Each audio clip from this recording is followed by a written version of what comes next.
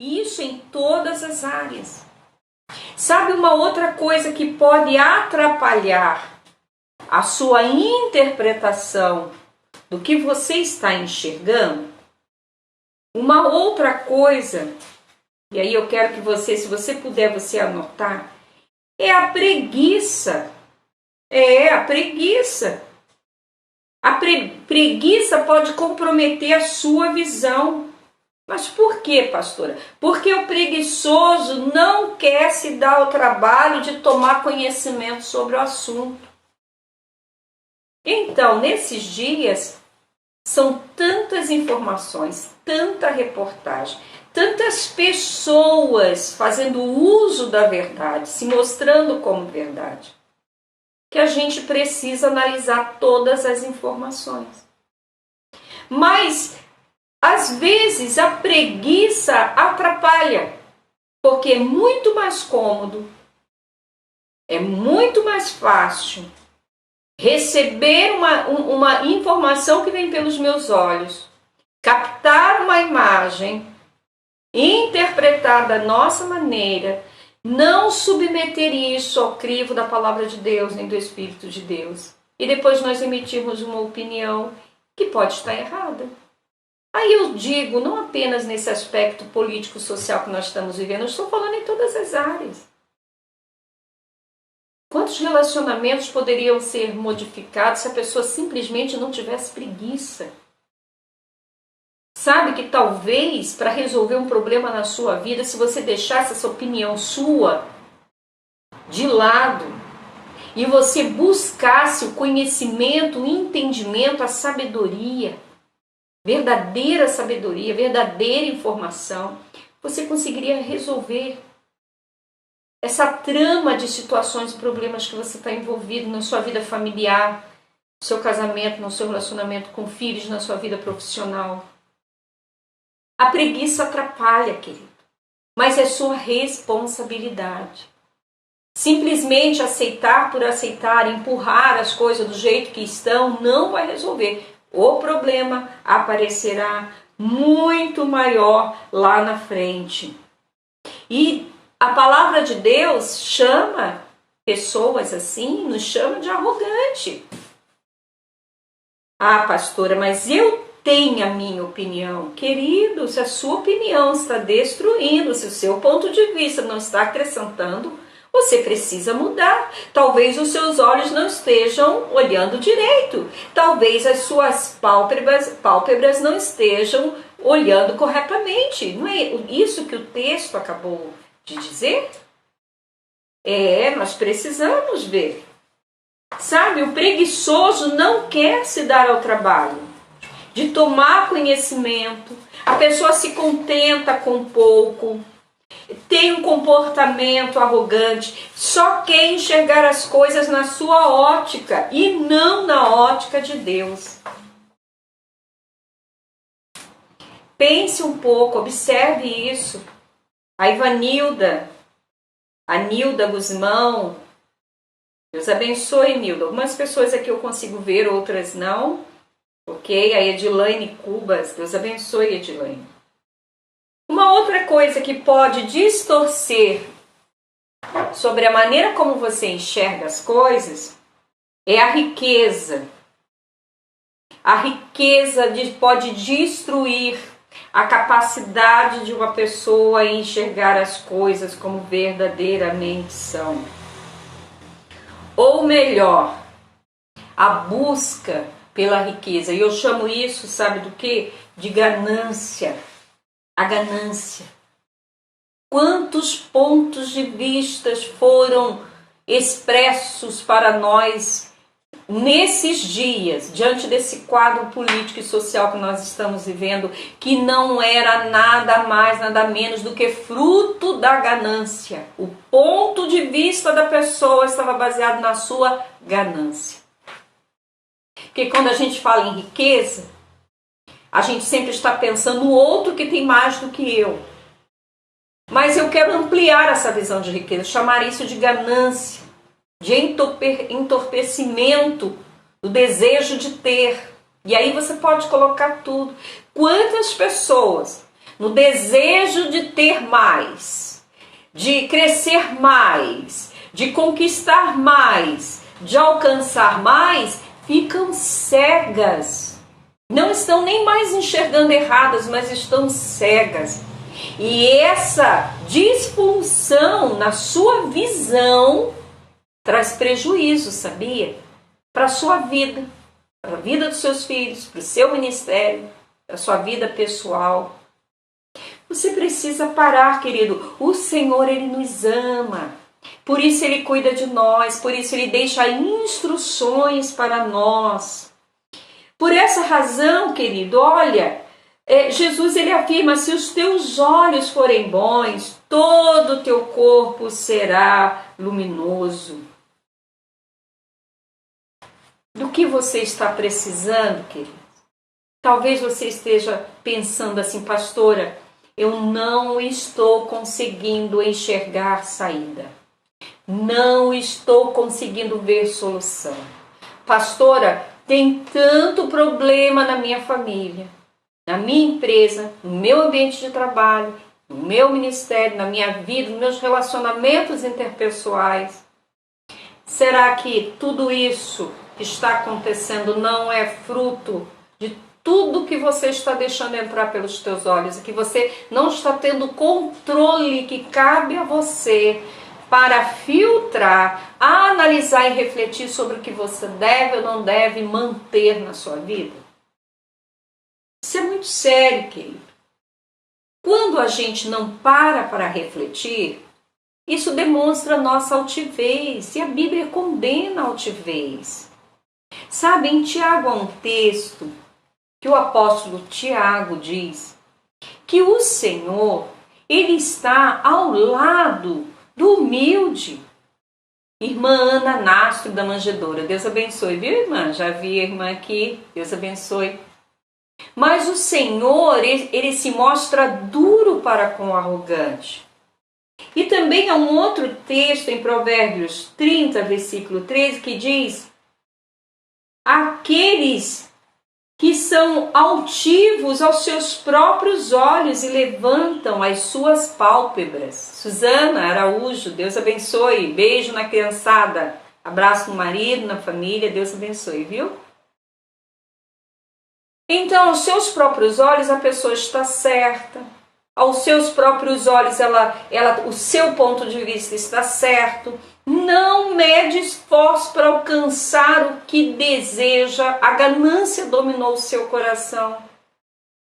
Ela é atraída, seduzida pelo que está enxergando e não consegue filtrar, analisar, refletir. Querido, talvez a resposta que você precisa esteja na mudança do seu olhar. Tire os olhos de algumas coisas, comece a olhar para a palavra de Deus.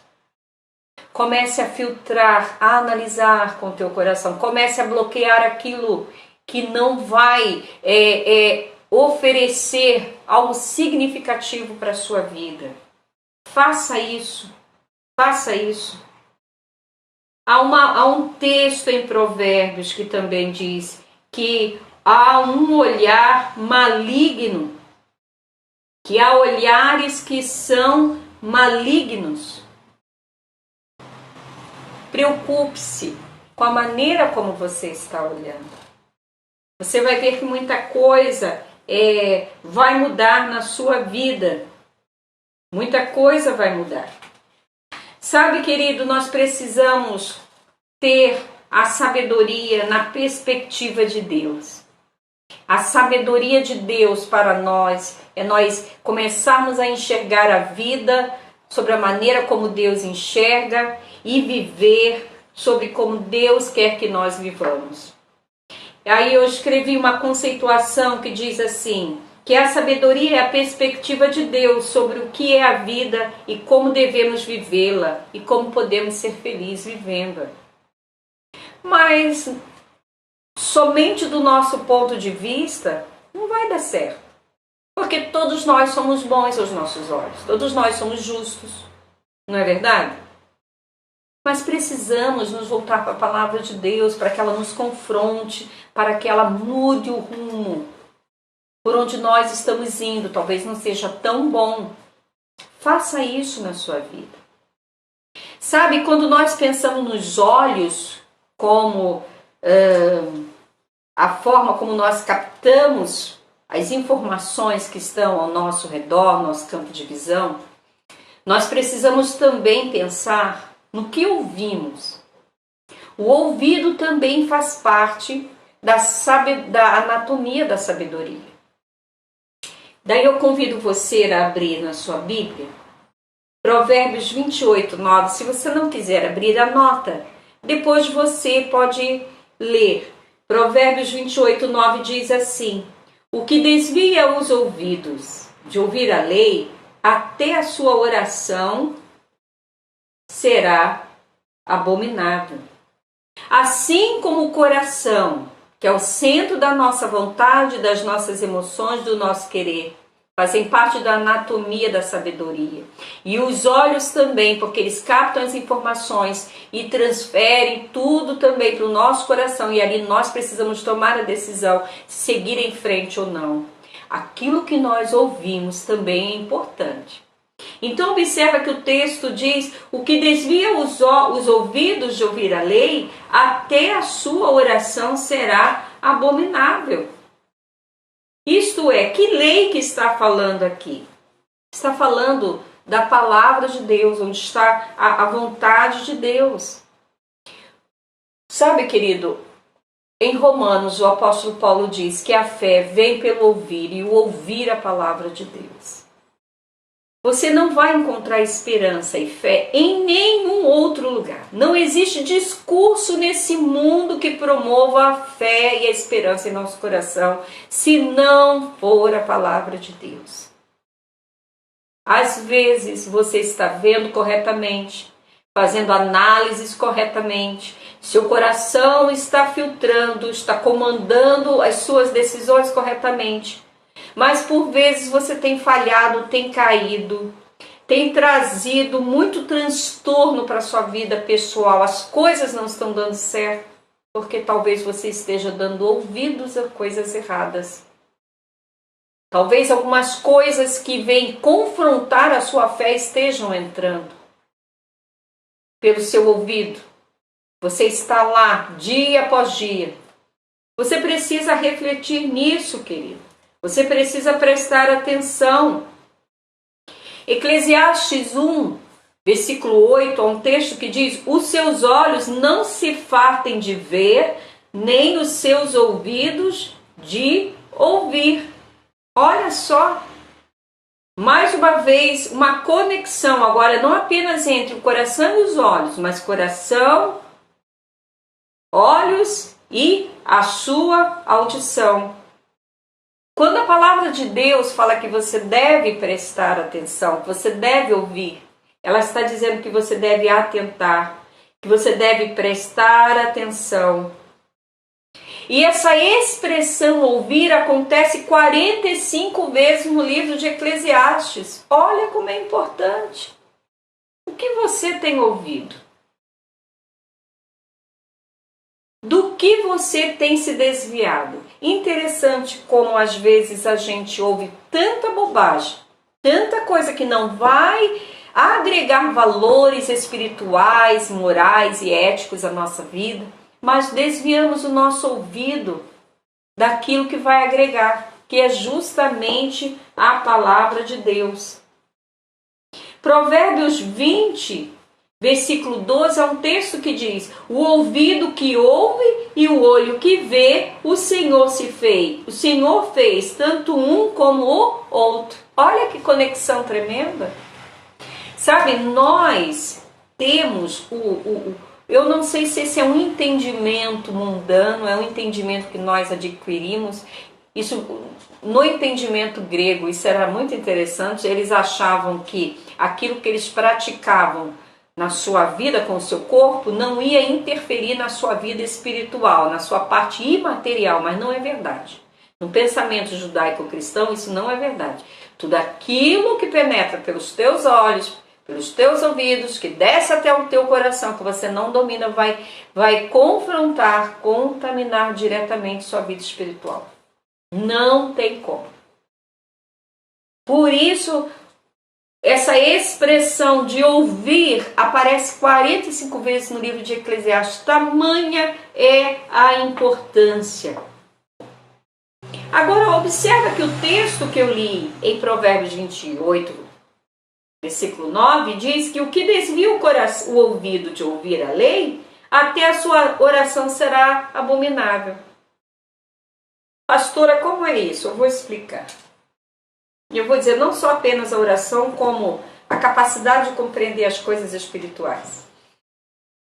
Querido, muitas das vezes, ainda, ou cristão, o dia inteiro, a semana toda, ele vê o que ele quer, ele ouve o que ele quer.